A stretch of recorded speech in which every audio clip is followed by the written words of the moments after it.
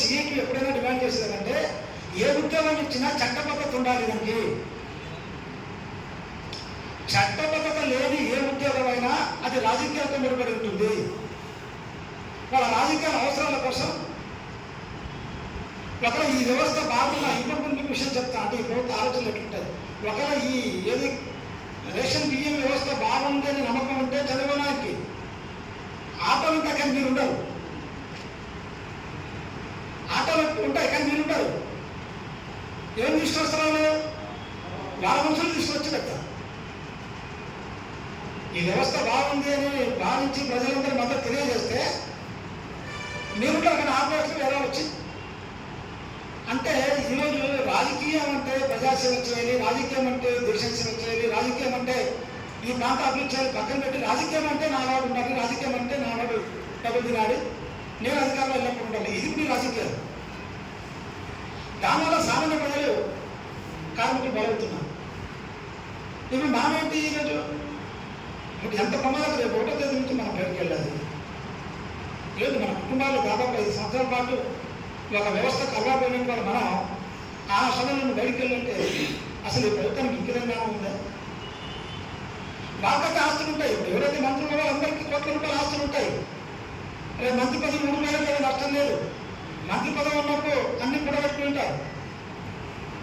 మంత్రి పదవి పోతేనే మీరు ఇంకో ఈరోజు ఈ పార్టీలు ఇంకో పార్టీ మారుతారు. మనం మారలేం కదా, వ్యవస్థలు మారలేం కదా.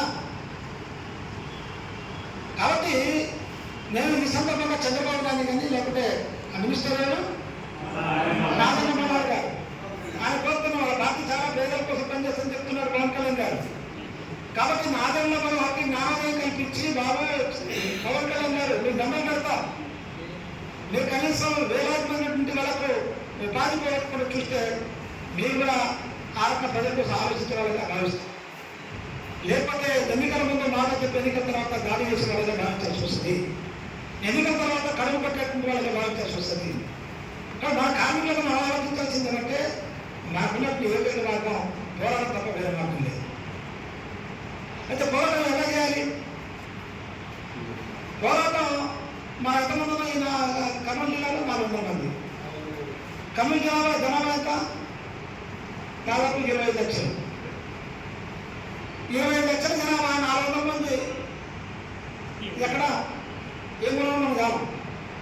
కానీ 20 లక్షల మందిలో దాదాపు సగం మంది మన వాళ్ళతో పరిచయం ఉంటుంది. దాదాపు ఒక 10 లక్షల మందితో డైరెక్ట్గా సంబంధాలు ఉన్నాయి. ఉన్నాయా? కాబట్టి ఆ 10 లక్షల మందిలోకి మన విషయాన్ని తీసుకెళ్ళాలి. మీ ఇంటి దగ్గరకు వచ్చి బియ్యం వేసేవాళ్ళను మమ్మల్ని ఉపాధి లేకుండా చేస్తున్నారు, మీరు మాకు సపోర్ట్గా నిలబడండి అంటే మనం ఒకటే ఉంటాం. ఏం చేయాలి? అందుకోసం ఎప్పుడు ప్రభుత్వం భయపడుతుందంటే ఈ వెనక ప్రజలు ఉన్నారు. ఎవరైతే ఎక్కడైతే షాప్ వేస్తున్నారో, ఎక్కడైతే బియ్యం సప్లై చేస్తున్నారో, ఏ గ్రామంలో కానీ ఏ వార్డులో కానీ అవసరం అంటే మనం ఒక కర్తవ్యం వేసి రేపటి మన పోరాటం ఆగదు, కంటిన్యూ చేయాలి. మన కర్తవ్యం వేసి ఇదిగో 8 సంవత్సరాలు మీకు సేవ చేశాం, ఈరోజు మా భయాంకర శక్తి ప్రయత్నం ప్రభుత్వం చేస్తుంది. కాబట్టి మీరందరూ కూడా అంటే ఏం ఢిల్లీలో పోరాటం చేయాల్సిన పనిలే, లేదు రాజధానిలో పోరాటం చేయాల్సిన పనిలే, ఏ ఊళ్ళో ప్రజలను ఆ ఊళ్ళో కూర్చొని చాలు, ఆ గవర్నమెంట్ తర్వాత ఇస్తాం. ఏ ఊళ్ళో మీరు షాప్లో అక్కడ పోయి ఆరక బియ్యం సప్లై చేస్తున్నా ప్రజలందరూ అప్పీల్ చేసి అందులో ఒక్కరు మా కోసం అండి. రాష్ట్ర వ్యాప్తంగా ప్రతి గ్రామంలో కనీసం 100 మంది మీద కూర్చున్నారంట. ప్రభుత్వం ఖచ్చితంగా 100 కుటుంబాలు మన వెంట కూర్చున్నారంటూ అదే వెనక ప్రజలు ఉన్నారు, ప్రజా మద్దతు ఉంది వీళ్ళకు. మనం ఖచ్చితంగా మనం చేయాల్సిన పోరాటం మనం చేస్తాం. ధర్మ తర్వాత అవసరం దీక్షలు, ఈ అవసరం అంటే చదువు చేయడం ఇవన్నీ మనం చేయాల్సిందే. కానీ చేసే ముందు మనం ప్రజలకు మద్దతు కూడా ఆ రకంగా ఎందుకోసం తీసేసారు, ఏ కారణంగా తీసేసారు, మేము ఆనంద పాల్గొంటామా, నేను సరైన సమయం రావట్లేదా, మేము అన్నీ చేసిన తర్వాత ఎందుకు మా ఉపాధి పోగొట్టారు. ఇది ఈరోజు ప్రజలు మనం తీసుకెళ్లాల్సింది. ఆ రకంగా ప్రజల యొక్క మద్దతుతో రాబోయే కాలంలో చాలా పెద్ద ఎత్తున ఉద్యమాలు చేయాలి.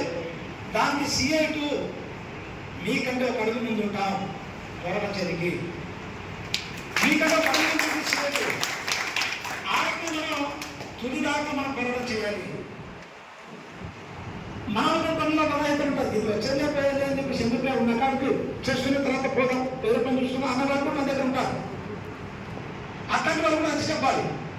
అట్లాంటి వాళ్ళు మన తీసుకురావాలి. చివరి దాకా పోవాలని చెప్పి చెప్పాలి. ఆనక రేపటి నుంచి మనం సోమవారం నుంచి మనం ప్రారంభమైన ఉద్యమం తారోపేవ తెలుసుకునే వాళ్ళు మన ఐక్యత ఇలా ఉండాలి, మన పోరాటం ఇలా ఉండాలి. సిఐలు ఎప్పుడైనా మీ ఎక్కడైనా వేదిక ఇది మీ ఇల్లు, ఇది కార్మికుల దేవాలయం. అన్ని చోట్ల గుళ్ళు బొమ్మలు ఉంటాయి, ఇక్కడ ఏం బొమ్మ ఉండదు. ఇది కార్మికులు ఎప్పుడైనా రావచ్చు, ఎప్పుడైనా ఉపయోగించుకోవచ్చు. కాబట్టి సిఐటి నాయకులు ఇక్కడ ఉన్నారు. ఆటో ప్రత్యక్ష మీకు సంబంధాలు ఉన్నాయి. ఆటో ఎందుకంటే వాళ్ళు కూడా ఆటో ఫీల్డ్ ఉంటారు. మీరు ఆటో డ్రైవర్లు గాను లేదు లారీ డ్రైవర్లు గాను రకరకాల లారీ డ్రైవర్ యూనియన్ ఉండమంది. కాబట్టి అన్ని రకాల కార్మికులకు మద్దతు మనం తీసుకున్నాం. ఆటో డ్రైవర్ల మద్దతు తీసుకున్నాం, కార్మికుల మద్దతు తీసుకున్నాం. అంటే మన పోరాటానికి మన వరకే కాదు, ప్రజలతో పాటు కార్మిక సంఘాలు కూడా ఆ తర్వాత రాజకీయ పార్టీ దగ్గరికి వెళ్దాం. రాజకీయ పార్టీల నాయకులతో వెళ్తా మా మద్దతు ఇస్తారా లేదా వాసన కూడా తెలుస్తుంది.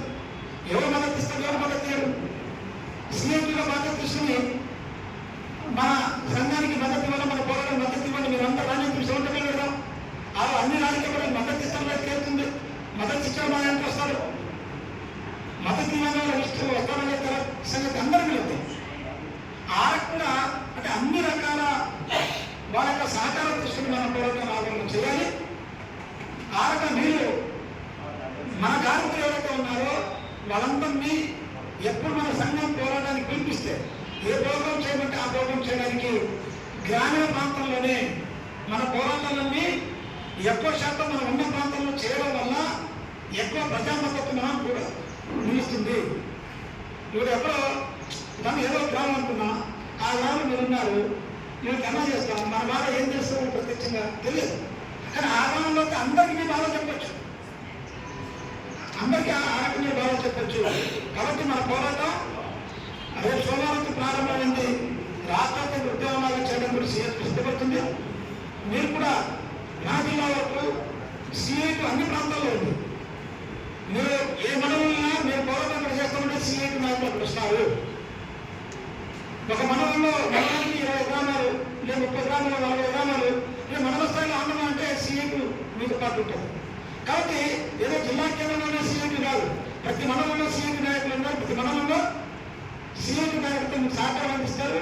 ఆ రకంగా మనం మళ్ళీ కూర్చుంది సోమవారం తర్వాత మళ్ళీ కూర్చొని మనం యాక్షన్ ప్లాన్ ఎలాంటి పోరాటం చేయాలి, రాష్ట్రంలో అవసరం మిగతా రాష్ట్ర నాయకులు మా రాష్ట్ర నాయకులు మన వాళ్ళతో మాట్లాడతాం. జిల్లా వ్యాప్తంగా అన్ని చోట్ల దీన్ని బలోపేతం చేయడం కోసం ప్రయత్నం నుంచి చెప్తాం. మా జిల్లా నాయకులు అనేక ప్రాంతాల జిల్లాలో ఉంటారు.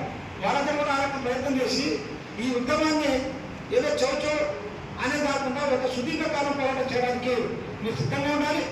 ఆ రకంగా సిఐటి కూడా మీరు అండగా